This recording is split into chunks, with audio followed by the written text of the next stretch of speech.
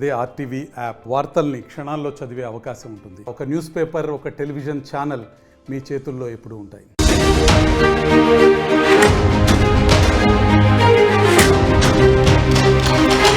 Breaking news చూస్తున్నాం. ప్రభుత్వంలో కీలకంగా ఉన్నటువంటి మంత్రులు, ముఖ్యమంత్రులు కూడా రాష్ట్ర ప్రభుత్వం దివాలా తీసింది. రాష్ట్రానికి అప్పు పుట్టడం లేదు. ఉద్యోగ సంఘాలు ఆలోచన చేయాలి, ఉద్యోగులు ఆలోచన చేయాలి, సమిష్టిగా ముందుకు వెళ్ళాలి. ఏకంగా ముఖ్యమంత్రి అయితే తనని కోసుకున్నా కూడా డబ్బులు లేవు అనే రకంగా ఆవేదనతో, ఆగ్రహంతో మాట్లాడుతున్నట్టు కనబడుతోంది. ఇక మరో మంత్రి తుమ్మల నాగేశ్వరరావు కూడా ఈ రకంగా మాట్లాడుకొచ్చారు. ఉచితాలు తగ్గించాలి, అర్హులకే ఇవ్వాలి. కిలో బియ్యం 3 రూపాయలున్న సందర్భంలో బియ్యాన్ని 2 రూపాయలకి ఇస్తే ఎన్టీఆర్ని దేవుడు అన్నారు. ఇప్పుడు కిలో బియ్యం 60 రూపాయలు ఉండగా ఉచితాలు ఇవ్వడం సరికాదు. రాష్ట్రంలో 1,10,00,000 కుటుంబాలుంటే 1,25,00,000 రేషన్ కార్డులున్నాయి. తినడానికి లేని వారికి కూడా బియ్యం ఇవ్వాలి. తినడానికి లేని వారికి మాత్రమే బియ్యం ఇవ్వాలి, అందరికీ కాదు అన్నట్టుగా ఆయన మాట్లాడుకొచ్చారు. ఉచిత పథకాలు సరైనది కాదు అంటూ మంత్రి మాట్లాడుకొస్తే ముఖ్యమంత్రి అయితే ఏకంగా తమ ప్రతినిధులు, తెలంగాణ ప్రభుత్వానికి సంబంధించిన ప్రతినిధులు ఎవరైనా కనుక బయటికి వెళ్తే దొంగల్లాగా చూస్తున్నారు. అక్కడికి వెళ్తే ఏకంగా చెప్పులు కూడా కొట్టుకెళ్తారు అన్నట్టుగా కనీసం లోపల రానివ్వడం లేదు. అటువంటి దౌర్భాగ్యమైన పరిస్థితి తెలంగాణ రాష్ట్రానికి ఎదురైంది. గతంలో చేసిన అప్పులు మొత్తం కూడా పెద్ద ఎత్తున కూరుకుపోవడంతో ఇప్పుడు అప్పులు పుట్టడం లేదంటూ కూడా ఆయన ఆగ్రహం వ్యక్తం చేశారు. ముందుగా తుమ్మల నాగేశ్వరరావు ఏం మాట్లాడారో చూద్దాం. నేను ప్రభుత్వంలో ఉండి చెప్పకూడదు, కానీ పెద్ద ఆయన కోపం రాదంటే ఉచితాలు తగ్గియాలి. ఆ ఉచితం ఎవరికి ఉండాలంటే అర్హుడికి ఉండాలి, అర్హుడికి ఉండాలి, నిరుపేదకు ఉండాలి. తినటానికి తిండి లేనివాడికి బియ్యం ఇవ్వాలి. అమ్ముకున్నోడికి ఇస్తారా మీరు? ఎన్టీ రామారావు 3 రూపాయలు ఉన్నప్పుడు 2 రూపాయలకి ఇస్తే దేవుడు అన్నారు. ఇప్పుడు 60 రూపాయలు ఇస్తే కూడా ఉచితంగా ఇస్తారా మీరు? అప్పుడు మిమ్మల్ని ఏమంటారు? పద్ధతి కాదు కదా. మీ ఊళ్ళో కార్డు లేనోళ్ళు ఒక 10-20 మందిని తీసుకురండి, రేషన్ కార్డు లేనోళ్ళని. అంటే అందరూ పేదోళ్ళేనా? ఈ తెలంగాణ కుటుంబాలే 1,10,00,000 కుటుంబాలు. మీ కార్డులు వచ్చి 1,25,00,000. అంటే పక్క రాష్ట్రాల్లో కూడా ఉన్నాయి ఇక్కడ కార్డులు. తెలంగాణ రాష్ట్రంలో ఉన్నది 1,10,00,000 కుటుంబాలు అయితే 1,25,00,000 రేషన్ కార్డులు ఉన్నాయి. అంటే ఆయన మాటల్లో ఇంకో మాట ఏం చెప్పుకొచ్చారంటే పక్క రాష్ట్రం వాళ్ళు కూడా ఇక్కడ రేషన్ కార్డు తీసుకొని పేదలుగా చెప్పుకుంటూ బతుకుతున్నారంటగా ఆయన మాట్లాడుకొచ్చారు. ఇక ఏ ఊర్లోనైనా ఒక 10-15 మంది రేషన్ కార్డు లేని వారు తీసుకురండి అంటే కూడా ఆయన మాట్లాడారు. ఎందుకంటే దాదాపుగా అందరికీ రేషన్ కార్డులు ఉన్నాయంటే దీన్ని బట్టి చూస్తే అందరూ పేదవాళ్ళేనా? ఇకపై ఉచితాలు చెల్లవు, ఉచితాలను తగ్గించుకోండి అంటూ మాట్లాడుకొచ్చారు. నిజమైన అర్హులకే రేషన్ కార్డు ఉండాలి, వారికి మాత్రమే బియ్యం అందాలి అన్నట్టుగా ఆయన మాట్లాడారు. సో ఆ తర్వాత నిన్న జరిగిన కార్యక్రమంలో కూడా ముఖ్యమంత్రి రేవంత్ రెడ్డి మాట్లాడుతూ రాష్ట్ర ప్రభుత్వ ఉద్యోగులు కొంత సమన్వయంతో ఉండాలి. ఈ ధర్నాలు, ర్యాలీలు ఇవన్నీ సరిగానే పద్ధతి కాదు, నిరసన చేయడం సరైన పద్ధతి కాదు. ఎందుకంటే రాష్ట్రం మొత్తం దివాలా తీసింది, 1 రూపాయి కూడా రాష్ట్రం దగ్గర. ఏకంగా ముఖ్యమంత్రి మాట్లాడకూడని మాటలు మాట్లాడారు. ఆయన నన్ను కోసుకున్నా కూడా, అంటే తనంతట తాను చెప్పుకుంటూ నన్ను కోసుకున్నా కూడా మీకు రూపాయి దొరకదు, అటువంటి పరిస్థితి ఉంది. ఎక్కడికైనా వెళ్ళినా కూడా దొంగల్లాగా చూస్తున్నారు తెలంగాణ రాష్ట్ర ప్రతినిధుల్ని. తెలంగాణ రాష్ట్రానికి అప్పు పుట్టడం లేదు, ఒకవేళ వచ్చినా కూడా వీళ్ళు వచ్చి మా చెప్పులు ఎత్తుకెళ్తారేమో అనే రకంగా వాళ్ళంతా భావిస్తున్నారు అన్నట్టుగా ఆయన కొంత ఆగ్రహం, ఆవేదన అన్ని కలగలిపే మాటలే కనబడ్డాయి. ఇది ఒక రాష్ట్ర పెద్దగా నేను మిమ్మల్ని విజ్ఞప్తి చేస్తున్నాను, రిక్వెస్ట్ చేస్తున్నాను అంటూ ఆయన మాట్లాడుకొచ్చారు. ఒకసారి ముఖ్యమంత్రి ఏం మాట్లాడారో చూద్దాం. ఆర్థికంగా బాగలేదు, అప్పు పుడతలేదు, అనా పైసా ఎవడు ఇస్తలేడు. ఎవరినైనా కలవడానికి పోతే బ్యాంకర్లు దొంగలను చూసినట్టు చూస్తున్నారు తెలంగాణ రాష్ట్ర ప్రతినిధులను. ఎవడు ఢిల్లీకి పోతే అపాయింట్మెంట్ కూడా ఇస్తలేడు, వీడు వస్తే చెప్పులు కూడా ఎత్తుకుపోతాడేమో అన్నట్టుగా ఆ పరిస్థితి ఉంది దేశం ముందల. అప్పు పుడితే నేను కూడా ఏదో ఒకటి చేసి తెచ్చిచ్చేటోను, అప్పు పుట్టట్లేదు. ఎవడు బజార్లో నమ్మడం లేదు. స్వీయ నియంత్రణనే దీనికి పరిష్కారము. ఉన్నంతలో గౌరవంగా సంసారాన్ని నడిపితే బజార్లో ఎవడైనా నమ్ముతాడు. వీధికెక్కి రచ్చ చేసుకుంటే, కుటుంబం పరువు బజార్లో పడేసుకుంటే ఎట్లుంటుందో, ఉద్యోగ సంఘ నాయకులారా, రాష్ట్ర ప్రభుత్వం అనేది మన కుటుంబము. ఈ పరువును బజార్లో మీరు పడేస్తాము అని అంటే కుటుంబ పెద్దగా వద్దు అని నేను విజ్ఞప్తి చేస్తున్నా.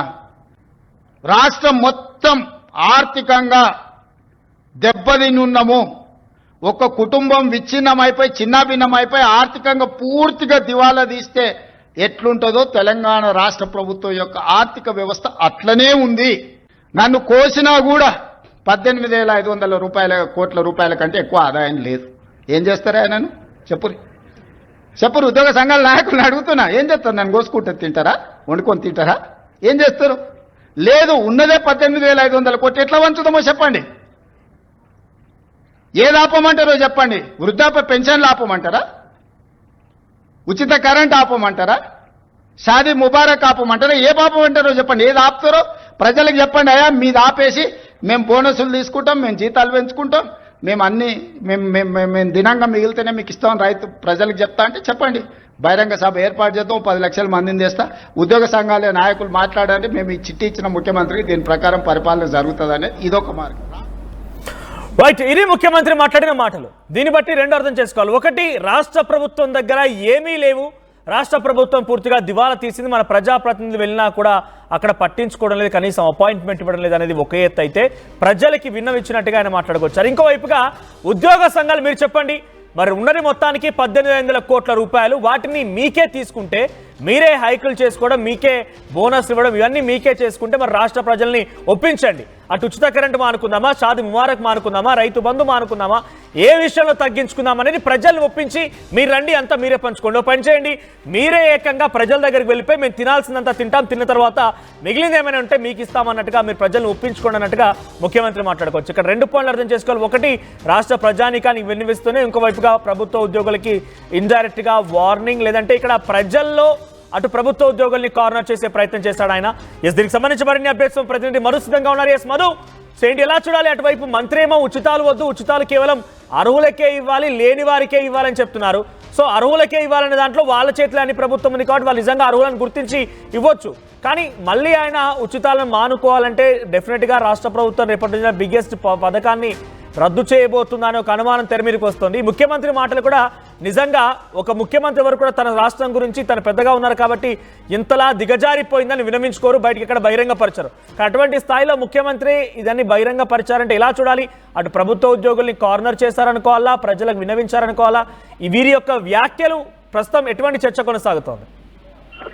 ఇది మొదటిసారి కాదు, ముఖ్యమంత్రి ఇది పలు సందర్భాల్లో చెప్పారు, అనేక వేదికల పైన ఇదే చెప్పారు. కాకపోతే నిన్న ఇంకా కాస్త ఘాటుగా ఉద్యోగస్తులను ఉద్దేశిస్తూ చెప్పడంతో వైరల్ అవుతా ఉంది. అటేమో మంత్రి తుమ్మల ఒక సమావేశంలో ఆయన మాట్లాడుతూ ఉచితాలు తగ్గియాలంటూ స్టేట్మెంట్ చేస్తారు. ఎన్టీఆర్ హయాంలో 3 రూపాయలు ఉన్న బియ్యాన్ని కిలోకి 2 రూపాయలకి ఇస్తే దేవుడు అన్నారు. ఇప్పుడు 60 రూపాయల కిలో బియ్యం, దాన్ని ఉచితంగా ఇవ్వడం అనేటువంటిది కరెక్ట్ కాదనేటువంటి స్టేట్మెంట్ చేసిన ఆయన లబ్ధిదారులకి, అసలైన లబ్ధిదారులకు ఫ్రీగా ఉచిత పథకాలు ఇవ్వాలి అనేటువంటిది ఆయన చేసినటువంటి కామెంట్. ఇది పక్కన పెడితే నిన్న ముఖ్యమంత్రి చేసినటువంటిదే పెద్ద దుమారం అవుతా ఉంది. ఉద్యోగ సంఘాలంతా కూడా తీవ్ర ఆగ్రహంగా ఉన్నాయి ముఖ్యమంత్రి వ్యాఖ్యల పైన. ఆయన డైరెక్ట్ గా ఒక మాట అన్నారు, మాట్లాడుతూ 10 లక్షల మందితో సమావేశం ఏర్పాటు చేస్తా, మీటింగ్ పెడతా, ఆ మీటింగ్ లో వచ్చి మీరే చెప్పుకోండి అనేటువంటిది ఉద్యోగస్తులకు చెప్పడం.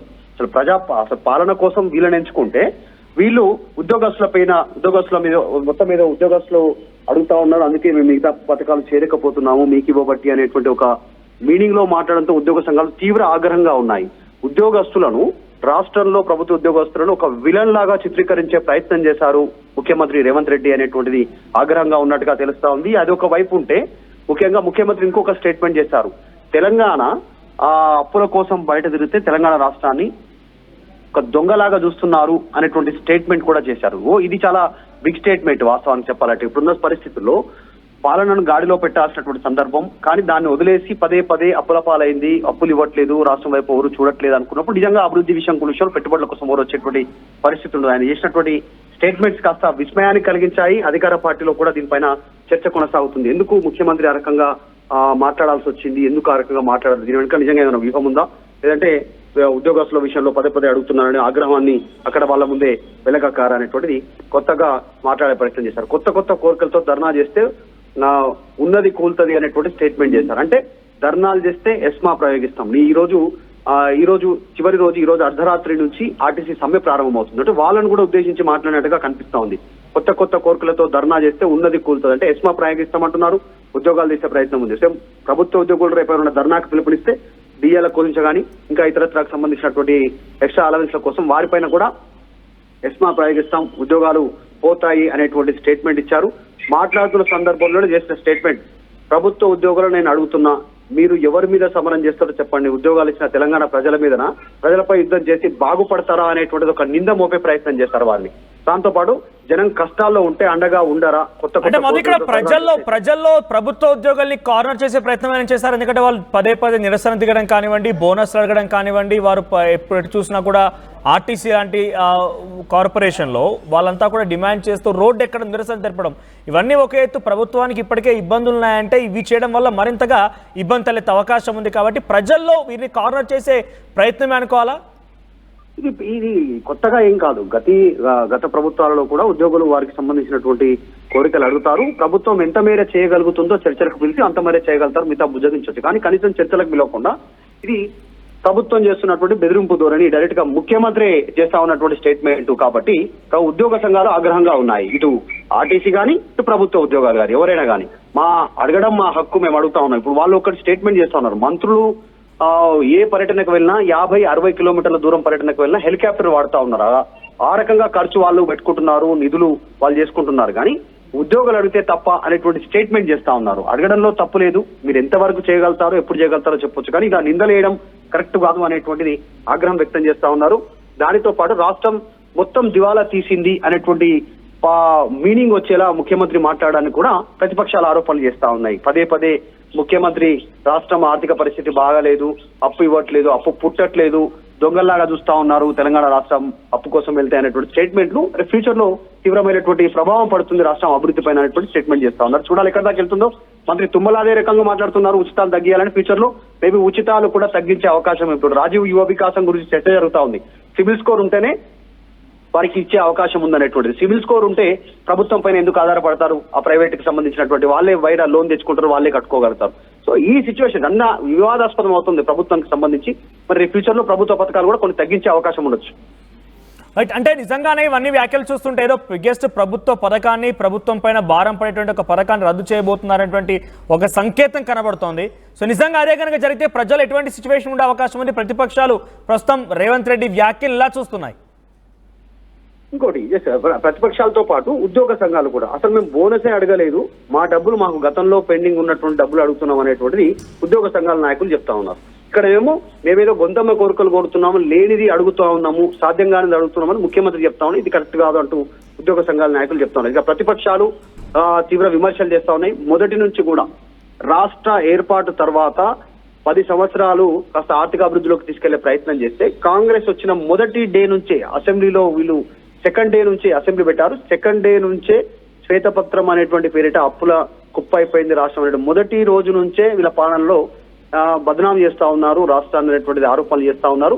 నిన్న ముఖ్యమంత్రి మళ్ళీ వ్యాఖ్యలు చేయడం పైన కూడా మాట్లాడేటువంటి అవకాశం ఉంది. కొద్దిసేపట్లో వర్కింగ్ ప్రెసిడెంట్ బీఆర్ఎస్ పార్టీకి సంబంధించిన కేటీఆర్ కూడా ఎగ్జాక్ట్లీ 12 గంటలకు ఆయన మీడియాను ఉద్దేశించి మాట్లాడుతున్నారు మీడియా సమావేశంలో. సో పెద్ద ఎత్తున విమర్శలు వస్తా ఉన్నాయి. చూడాలి దీనికి సంబంధించి ప్రభుత్వం ఎట్లా ఓవర్కమ్ చేస్తుందో. అంటే మధు, అటు ఉద్యోగ సంఘాలు ఏం చెప్తున్నాం మరి? అంటే ఉద్యోగ సంఘాలని ప్రజల్లో కార్నర్ చేసే ప్రయత్నం చేశారు. ఎంత క్లియర్గానంటే ఆయన మాట్లాడిన మాటల్లో మేమే ఉన్నదంతా తింటాం, మేమే వాటిని అనుభవించిన తర్వాత మిగిలింది ఏమైనా ఉంటే మీకే ఇస్తామని చెప్పి మీరు ప్రజల్ని ఒప్పించండి, అవసరమైతే నన్ను కోసుకున్నా కూడా డబ్బులు లేవు అని చందంగా మాట్లాడుకొచ్చారు. అంటే ఇంతలా ఆగ్రహానికి ఆయన గురవడానికి, ఇంతలా ఆయన ఆవేదన భరితంగా మాట్లాడడం గల కారణం ఏంటి? ప్రస్తుతం ఈ వ్యాఖ్యల్ని ఉద్యోగ సంఘాలు ఆర్టీసీ సమ్మె చేయబోతున్న నేపథ్యంలో ఆర్టీసీ సంఘాలు ఏం చెప్తున్నాయి, ఎలా భావించే అవకాశం ఉంది? చాలా స్పష్టంగా నిన్న ప్రభుత్వ ఉద్యోగ సంఘాలు ఒకటే చెప్తాను, మేము బోనస్ అడగలేదు, మా డబ్బులు మాకు ఇవ్వాలంటున్నాం. ఇంకోటి ఆర్థిక పరమైనటువంటి డిమాండ్లు మేము ఎక్కడ కూడా చేయలేదు, కేవలం మాకు రావాల్సిన బకాయిలకు సంబంధించి అడుగుతా ఉన్నాం. అయినా ప్రభుత్వానికి ముఖ్యమంత్రి రేవంత్ రెడ్డికి పదే ఉద్యోగుల సంఘాల నుంచి మాట్లాడుతున్నారు. 1 గంట సమయం మాకు ఇవ్వలేకపోతా ఉన్నారా మాతో చర్చలకు ముఖ్యమంత్రి అనేటువంటిది ఉద్యోగ సంఘాలు ఆగ్రహం వ్యక్తం చేస్తున్నాయి. మేము జీతాలు అడుగుతున్నాం, నిరసన చేయడం కూడా మా హక్కు, ప్రజాస్వామ్యంలో మా కంపల్సరీ మా హక్కులను మేము అడుగుతాం. నిరసన గతంలో కాంగ్రెస్ అధికారంలో రావడానికి నిరసనలు చేయలేదా గత ప్రభుత్వం పైన? అలాగే మేము నిరసన చేయలేదు, ఇంకా ధర్నా కూడా చేయలేదు. మా ఆసక్తి వెలుగుస్తున్నాం, మా అంతర్గతం ఏముందో మేము చెప్పాలనుకుంటున్నాం ప్రభుత్వానికి. మేము ఎక్కడ ధర్నా కూడా దిగలేదు, ఎక్కడ సమ్మె కూడా చేయలేదు. ఇంకా అప్పుడే ఇంత బదనాం చేయడం ఎట్లా? ఇది కరెక్ట్ కాదు, మాటలు కరెక్ట్ కాదు అంటున్నారు. ఇంకోటి మేము గతంలో మా తరఫున జీతాల నుంచి కట్ అయ్యి పక్కకు వచ్చినటువంటి దాచుకున్న డబ్బులే మేము అడుగుతున్నాం తప్ప సపరేట్ గా మేము ఎక్కడ మాకు ఇవ్వమని ప్రభుత్వం మీద ఒత్తిడి చేయట్లేదు. అయినా నిన్న ముఖ్యమంత్రి మా ఆత్మగౌరవాన్ని దెబ్బతీశారనేటువంటి ఉద్యోగ సంఘాల నాయకులు చెప్తున్నారు, ప్రభుత్వ ఉద్యోగ సంఘాల నాయకులు. ఇంకోటి ఆర్టీసీ మీరు డైరెక్ట్ గా మేనిఫెస్టోలో పెట్టారు, కాంగ్రెస్ మేనిఫెస్టోలో మమ్మల్ని ఆదుకుంటాం, ఇమ్మీడియట్ గా ప్రభుత్వ ఉద్యోగులుగా గుర్తిస్తాము, మీకు రావాల్సిన బకాయిలు ఇస్తాము, ఇంకా ఆర్థికంగా బలోపేతం చేస్తామని. కానీ జరుగుతున్న పరిస్థితులు అట్లా లేవు. ట్విట్టర్ లో ఎవరో ఒకరు మహిళనో ఇంకొవరో డ్రైవర్ మాకు బస్సు ఆపలేదనో, కరెక్ట్ గా మాతో బిహేవ్ చేయలేదని, లేకపోతే కండక్టర్ మాతో బిహేవ్ చేయలేదనేటువంటి ట్వీట్ చేస్తే ఆ ట్వీట్ ఆధారంగా సస్పెండ్ చేస్తా ఉన్నారు. ఇది ఆర్టీసీ కార్మికుల పరిస్థితి. ట్వీట్ వస్తే మాకు భయం అవుతా ఉంది, ఉద్యోగం చేసి ఇంటికి లోపల సస్పెండ్ అవుతా ఉన్నాము, ఇది కరెక్ట్ కాదు అంటూ వాళ్ళు ఆరోపణ చేస్తా ఉన్నారు. ఇచ్చిన సంబంధించినట్టు ప్రైవేట్ వాహనాలను తగ్గియాలి, గవర్నమెంట్ వాహనాలు పెంచాలి, ఆర్టీసీని బలోపేతం చేయాలి, మాకు ఇవ్వాల్సినటువంటి పెండింగ్ మాకు ఇవ్వాలి అనేటువంటి వాళ్ళు చేస్తా ఉన్నారు. మొత్తం మేము చేస్తున్న డిమాండ్లలో దాదాపు 90% డిమాండ్లు ఏవైతే ఉన్నాయో ఆర్థిక పరమైన డిమాండ్లు కావవి. మాకు ఆరోగ్యపరంగా కానీ, రక్షణ, జాబ్, ఉద్యోగ రీత్యాకు సంబంధించినటువంటి వాటిని మాత్రం డిమాండ్లు పూర్తి చేయమంటున్నాం. ఆర్థిక పరమైన డిమాండ్లు మేము ప్రభుత్వం పైన ఒత్తిడి చేయట్లేదు. ప్రస్తుతం మాకు ప్రభుత్వ ఉద్యోగులుగా గుర్తించండి, గతంలో ఇచ్చిన హామీలు, మీరు ఇచ్చిన హామీలని నెరవేర్చండి అనేటువంటి డిమాండ్ చేస్తున్నారు ఆర్టీసీ. సో ఈరోజు అర్ధరాత్రి నుంచి సమ్మెకు వెళ్లే అవకాశం ఉంది. రైట్ మారు. సో మొత్తం మీద అటు మంత్రి తుమ్మల మాట్లాడిన మాటలు, ఆ తర్వాత ముఖ్యమంత్రి రేవంత్ రెడ్డి మాట్లాడిన మాటలు, ఇద్దరు కూడా ఒకరేమో పథకాలని, ఉచిత పథకాలను రద్దు చేసుకోవాలి, ఉచిత పథకాలు అర్హులకే ఇవ్వాలంటగా మాట్లాడుకొస్తే, మరొకరైతే ఏకంగా రూపాయి కూడా లేదు ఉద్యోగ సంఘాలను ఉద్దేశించి మీరు నన్ను కోసుకొని తింటారా, కోసుకోగలుగుతారా అన్నట్టుగా మాట్లాడుకొచ్చారు. ప్రజల ఉంది, ప్రజలకి ఇవ్వాల్సిన పథకాలని ఏది ఆపమంటారో మీరు చెప్పండి, ఆ తర్వాత మీకు నేను డబ్బులు ఇస్తాను, వారిని ఒప్పించండి అంటూ కూడా మాట్లాడుకొచ్చారు. ప్రస్తుతం ఈ రెండు వ్యాఖ్యలు హాట్ టాపిక్గా. మరొకసారి మళ్ళీ ముఖ్యమంత్రి రేవంత్ రెడ్డి ఏం మాట్లాడారు, ఎందుకంటే ఏ ముఖ్యమంత్రి కూడా బహిరంగంగా తన రాష్ట్ర ప్రభుత్వం దివాలా తీసిందని కానీ, రాష్ట్ర ప్రభుత్వానికి రూపాయి లేదు అని కానీ, ఏకంగా తనని కోసుకుంటారంటే, తనని చంపేసి కోసుకుంటారంటే కూడా మాట్లాడుకొచ్చాడంటే డెఫినెట్గా తీవ్రమైనటువంటి ఆందోళన అయితే వ్యక్తమవుతుంది ప్రజల్లో కూడా. చూద్దాం మరి ఏం జరుగుతుందో. సరే మీరు కూడా అదేంటో చూడండి, ముఖ్యమంత్రి ఏం మాట్లాడారో మీరు కూడా వినండి, మీ అభిప్రాయాన్ని కామెంట్ చేసే ప్రయత్నం చేయండి. రాష్ట్రం ఆర్థికంగా బాగా లేదు, అప్పు పుడతలేదు, అనా పైసా ఎవడు ఇస్తలేడు, ఎవరినైనా కలవడానికి పోతే బ్యాంకర్లు దొంగలను చూసినట్టు చూస్తున్నారు తెలంగాణ రాష్ట్ర ప్రతినిధులను. ఎవడు ఢిల్లీకి పోతే అపాయింట్మెంట్ కూడా ఇస్తలేడు, వీడు వస్తే చెప్పులు కూడా ఎత్తుకుపోతాడేమో అన్నట్టుగా ఆ పరిస్థితి ఉంది దేశం ముందల.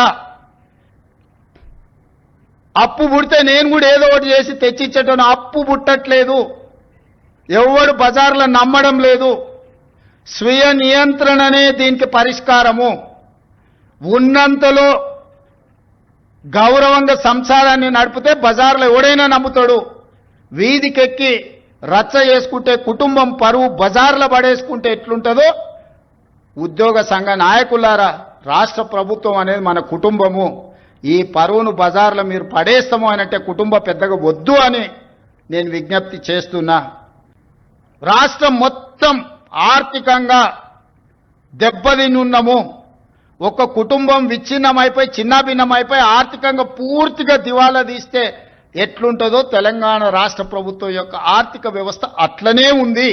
నన్ను కోసినా కూడా 18,500 కోట్ల రూపాయల కంటే ఎక్కువ ఆదాయం లేదు. ఏం చేస్తారా నన్ను చెప్పురు ఉద్యోగ సంఘాల నాయకులను అడుగుతున్నా, ఏం చేస్తారు? నన్ను కోసుకుంటే తింటారా, వండుకొని తింటారా, ఏం చేస్తారు? లేదు, ఉన్నదే 18,500 కోట్లు, ఎట్లా వంచుదామో చెప్పండి. ఏది ఆపమంటారో చెప్పండి. వృద్ధాప్య పెన్షన్లు ఆపమంటారా, ఉచిత కరెంట్ ఆపమంటారా, షాదీ ముబారక్ ఆపమంటారా, ఏ ఆపమంటారో చెప్పండి. ఏది ఆపుతారో ప్రజలకు చెప్పండి. అయ్యా మీది ఆపేసి మేము బోనసులు తీసుకుంటాం, మేము జీతాలు పెంచుకుంటాం, మేము అన్ని మేము దినంగా మిగిలితేనే మీకు ఇస్తామని రైతు ప్రజలకు చెప్తా అంటే చెప్పండి. బహిరంగ సభ ఏర్పాటు చేద్దాం, 10 లక్షల మందిని తెస్తా, ఉద్యోగ సంఘాల నాయకులు మాట్లాడండి, మేము ఈ చిట్టి ఇచ్చిన ముఖ్యమంత్రికి దీని ప్రకారం పరిపాలన జరుగుతుంది అనేది ఇదొక మార్గం.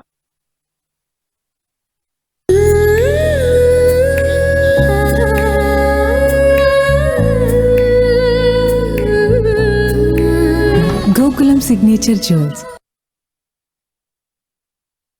మరిన్ని వీడియోస్ కోసం ఛానల్ ని సబ్స్క్రైబ్ చేయండి, లేటెస్ట్ అప్డేట్స్ కోసం వాట్సాప్ ఛానల్ ని ఫాలో చేయండి, అండ్ లింక్ డిస్క్రిప్షన్ లో ఉంది.